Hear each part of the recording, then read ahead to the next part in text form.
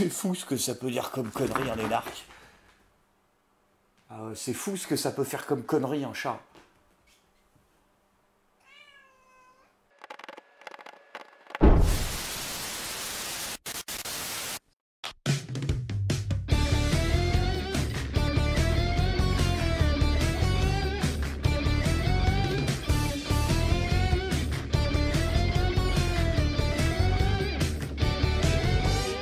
Ah, je suis pas content. Il y a Édouard Philippe qui devient écolo. Ouais, il devient écolo. Je connais les soupçons me concernant.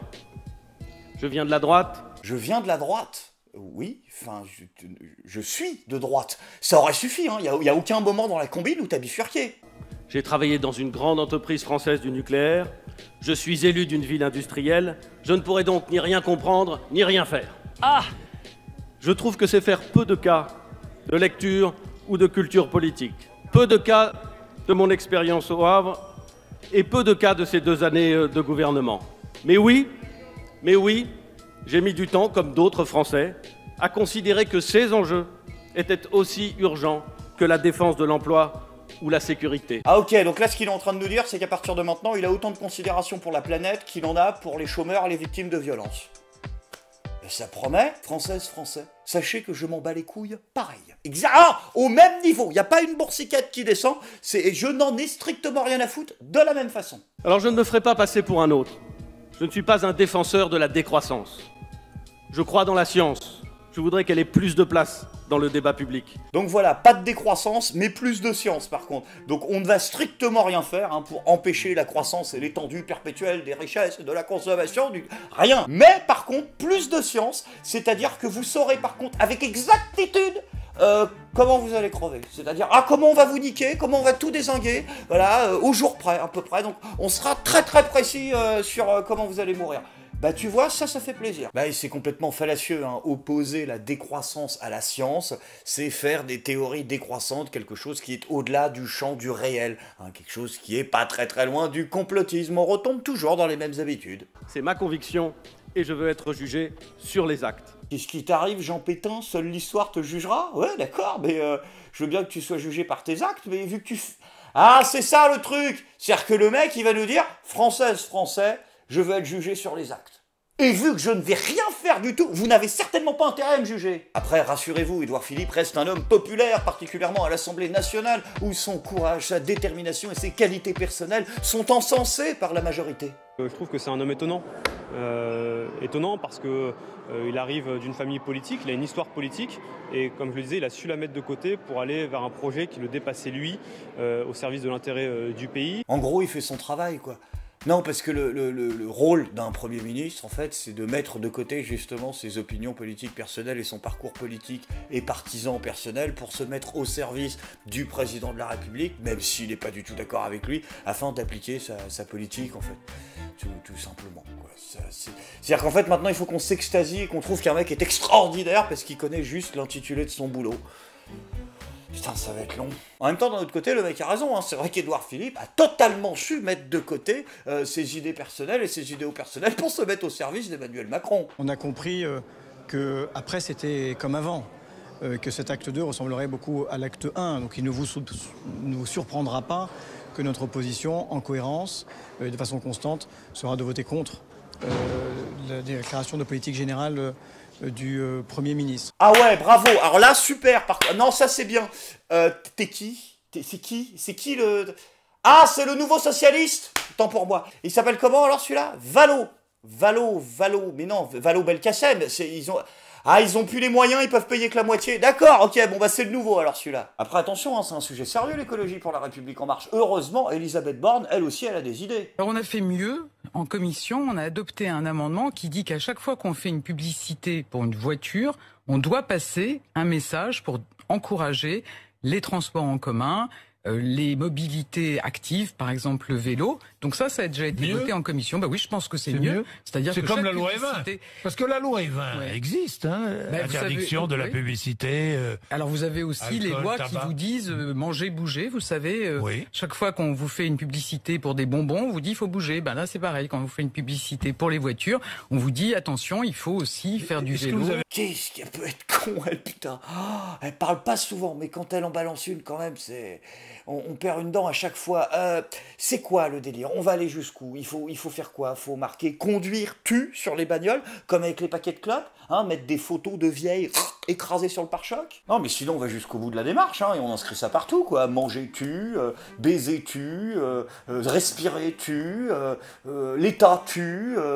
Ah non, ça je crois qu'ils le feront pas. Franchement, Elisabeth, là tu dépasses les bornes de la connerie. On va faire quoi après? Je veux dire, à chaque fois qu'on va vendre du shampoing, on va mettre... Attention, n'oubliez pas de ne pas gaspiller d'eau. Lavez-vous dans un lac. Ou alors à chaque fois qu'on fait une pub pour les smartphones, attention, pour vos appels réguliers, utilisez le pigeon voyageur. Et donc à chaque fois qu'on va vendre des carambars, il faudra mettre dessus de la pub pour Colgate, parce que visiblement les parents sont pas assez intelligents pour éduquer leurs mômes, donc il faut qu'on l'écrive sur les paquets. Hein, puis à chaque fois qu'on fera de la pub pour un truc, on dira que c'est dangereux. Quand on fait de la pub pour les dentifrices, on dira attention c'est dangereux. Quand on fera des pubs pour les voitures, on dira attention c'est dangereux. Quand on fera de la pub pour la pub, on dira attention c'est dangereux.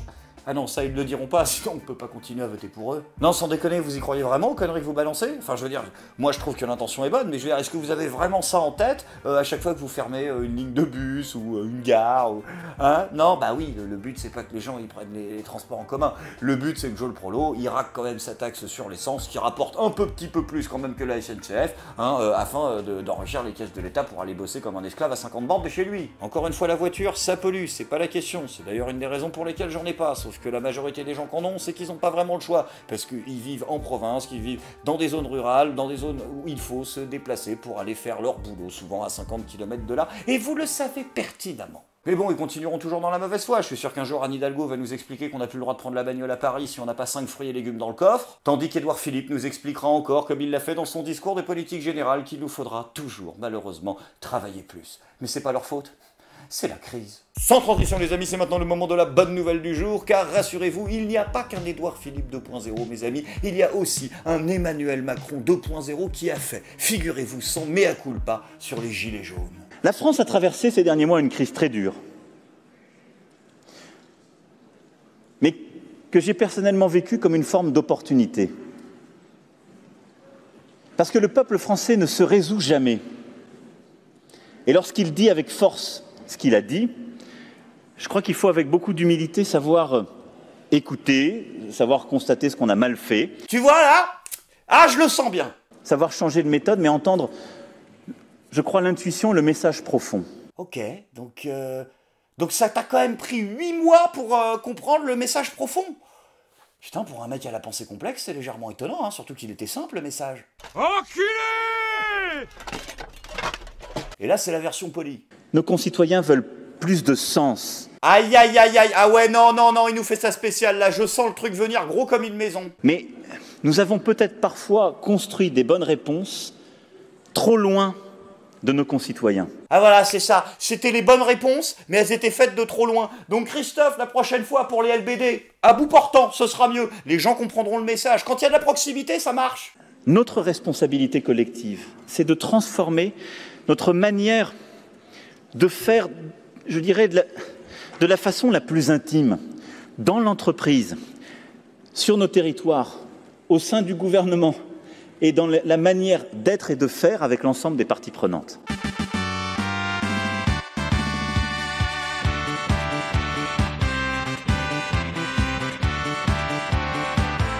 Je crois que la crise que nous vivons peut conduire à la guerre et à la désagrégation des démocraties. J'en suis intimement convaincu. Ah voilà, tu vois, par contre, ça c'est bien. Il a conscience vraiment de la guerre et du chaos dans lequel il est en train de nous foutre. Tu vois, c'est comme pour les scientifiques tout à l'heure. On saura avec précision exactement comment on va dans le mur. Ah non, mais ça fait plaisir à entendre. Par contre, petit bémol, Emmanuel, quand même, tu as oublié de parler dans ton speech sur les gilets jaunes, hein, du sujet de départ dont tout est parti, l'augmentation et le prix de l'essence. Hein, ça aurait été quand même sympa de le faire. Quoi? Hein? Comment ça, le prix de l'essence, il n'a pas augmenté? Qu'est-ce que tu racontes comme connerie? T'as vu ça où?